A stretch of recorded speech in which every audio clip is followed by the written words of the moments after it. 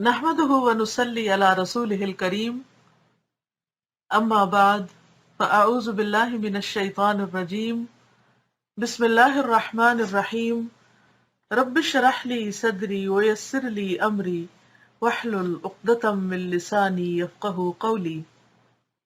عافیت کا راز کہ کس طرح انسان مختلف طرح کے فتنوں سے پریشانیوں سے محفوظ رہے۔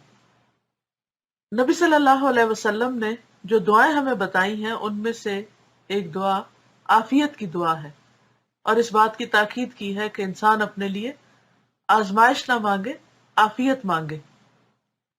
صبح شام کی دعاؤں میں بھی آپ نے عافیت کی دعا پڑھی ہوگی اور روز پڑھتے بھی ہوں گے، امید ہے۔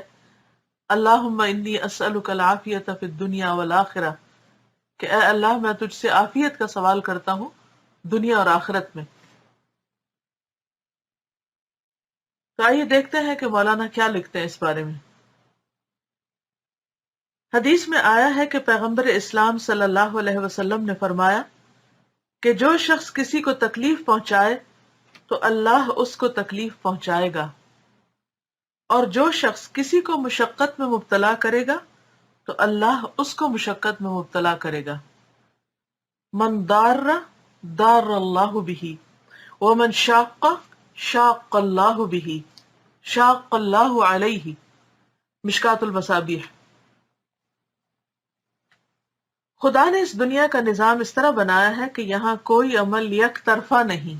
یہ بہت اہم بات ہے انڈر لائن کرنے کی، کہ کوئی بھی کام، کوئی بھی چیز ون سائیڈڈ نہیں ہوتی، نہ محبت، نہ نفرت، اور نہ ہی دوسری چیزیں۔ ہم عام طور پہ کہتے ہیں تالی ایک ہاتھ سے نہیں بجتی، تو اسی مثال سے آپ اس بات کو سمجھیے کہ کوئی عمل یک طرفہ نہیں۔ مثلاً سیکھنا سکھانا، یہ نہیں ہو سکتا کہ استاد بولتا رہے اور آپ سنتے رہیں اور نہ آپ لکھیں، نہ اس کو سمجھیں، نہ یاد کریں، اور آپ کے اندر علم خود بخود اتر جائے۔ تو کوئی بھی چیز یک طرفہ طور پر نہیں ہوتی۔ یہاں ہر عمل اپنا دو طرفہ انجام رکھتا ہے۔ آپ ایک گیند کو دیوار پر مارے تو وہ دوبارہ آپ کی طرف لوٹے گی۔ بچپن میں آپ نے دیکھا ہوگا کہ اس طرح کی کھیل بہت ہی اٹریکٹ کرتی ہے بچوں کو، آپ کو بھی کرتی ہوگی۔ مجھے بہت ایکسائٹمنٹ نظر آتی تھی کہ آپ جس زور سے گیند مارے اسی زور سے وہ واپس پلٹتی، آپ آہستہ مارے تو آہستہ واپس آتی، زور سے مارے تو زور سے آتی، اور جس چیز پر مارے اس کا بھی اثر ہوتا ہے۔ یعنی جیسا آپ کا ایکشن ہوگا ویسا ہی آپ کو رسپانس ملے گا۔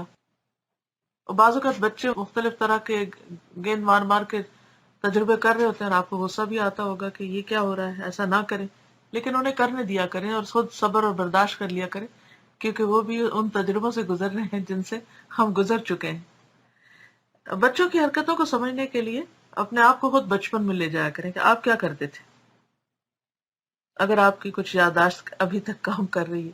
بہرحال اصل بات یہ ہے کہ آپ ایک گیند کو دیوار پہ مارو تو وہ دوبارہ آپ کی طرف لوٹے گی۔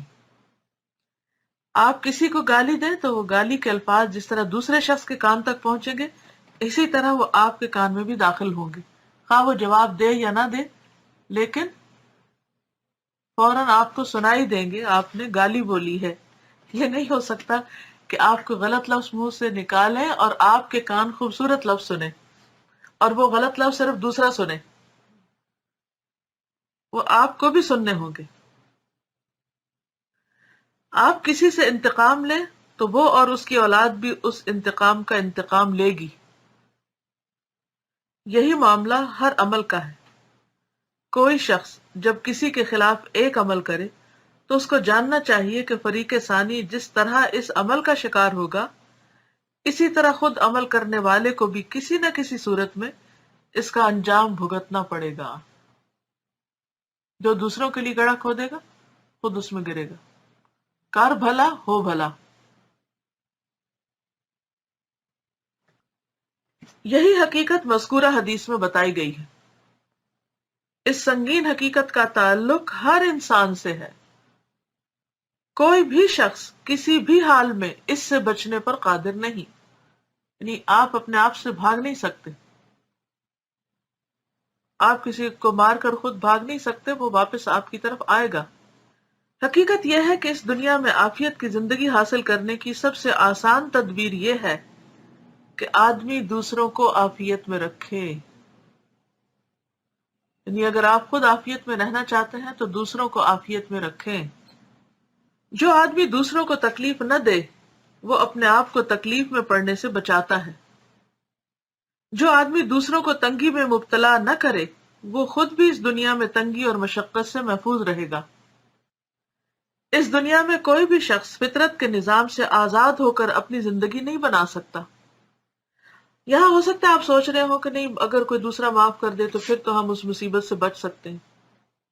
ٹھیک ہے، کوئی دوسرا معاف بھی کر دے، لیکن جو ظلم ہم خود اپنی جان پہ کر چکے ہوتے ہیں اس سے نہیں بھاگ سکتے، وہ ہمیں بھگتنا ہی پڑتا ہے۔ مثلا آپ کسی کو بہت برا بھلا کہیں، سخت الفاظ استعمال کریں، اذیت دیں، اور وہ شخص خاموشی سے سنتا رہے، کچھ نہ کہے، تو کچھ دیر کے بعد کیا ہوگا؟ جو کچھ آپ نے کہا ہوگا، جو آگ بھڑکائی ہوگی، وہ آپ کو خود ہی لگ جائے گی، خود آپ اس کی تکلیف محسوس کرنے لگیں گے، آپ اپنے ضمیر کو کتنا بھی سلانے کی کوشش کریں۔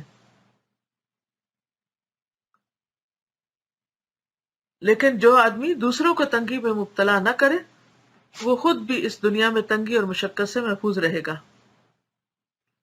اس دنیا میں کوئی بھی شخص فطرت کے نظام سے آزاد ہو کر اپنی زندگی نہیں بنا سکتا۔ یہاں ہر آدمی کے لیے فطرت کے نقشے سے مطابقت ضروری ہے، خواہ وہ چھوٹا آدمی ہو یا کوئی بڑا آدمی۔ یہاں فطرت کے نقشے سے مطابقت کا نام کامیابی ہے اور فطرت کے نقشے سے انحراف کا نام ناکامی ہے۔ اسلام فطرت سے الگ کوئی طریقہ نہیں۔ اسلام دراصل فطرت ہی کے ابدی اصولوں کا انسانی زندگی پر انطباق ہے۔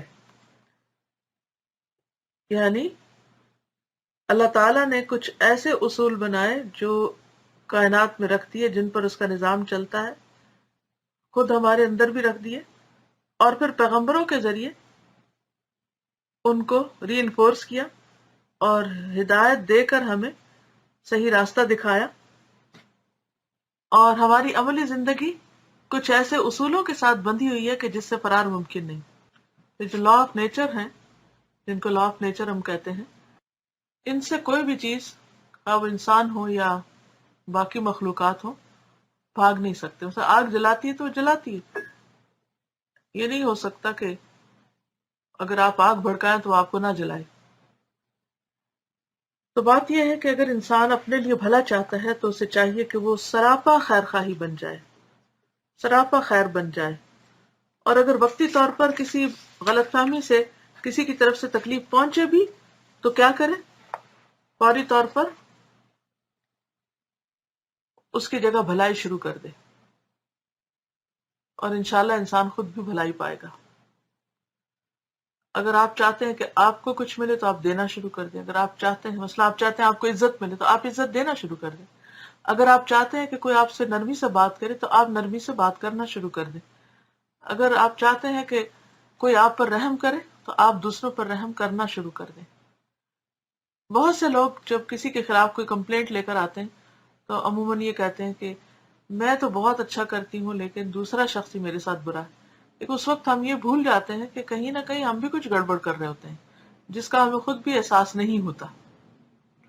تو اللہ تعالیٰ سے دعا کریں کہ اللہ تعالیٰ ہمیں وہ آنکھ دے، وہ نظر دے کہ جس سے خود ہم اپنی غلطیوں کو جان سکیں۔ اور بعض اوقات کوشش کے باوجود بعض چیزیں نہیں درست ہوتی ہیں تو وہ بھی دراصل ہمارا امتحان ہوتی ہیں، تو اس کوشش کو ختم نہ کریں۔ جیسے نبی صلی اللہ علیہ وسلم کو مکہ میں بہت زیادہ مخالفت کا سامنا کرنا پڑا، لیکن آپ نے ان کے ساتھ کوئی برائی نہیں کی، اپنی کوشش جاری رکھی، اور ایک وقت آیا کہ وہ آپ کے جانی دشمن آپ کے دلی دوست بن گئے۔ قرآن بھی یہی کہتا ہے نا، ادفع باللتی ہی احسن فاذا الذی بینک وبینہ عداوۃ کأنہ ولی حمیم۔ اب قرآن کی بات غلط تو نہیں ہو سکتی، لیکن اس کے لیے ہمیں اس نتیجے تک پہنچنے کے لیے ہم کو صبر چاہیے، انتظار چاہیے۔ آپ خیر کا کام کرتے جائیں، بھلائی کرتے جائیں، اور انشاءاللہ وہ بھلائی ایک دن آپ کی طرف ضرور لوٹے گی۔ ان اللہ لا یضیع اجر المحسنین، وآخر دعوانا ان الحمد للہ رب العالمین۔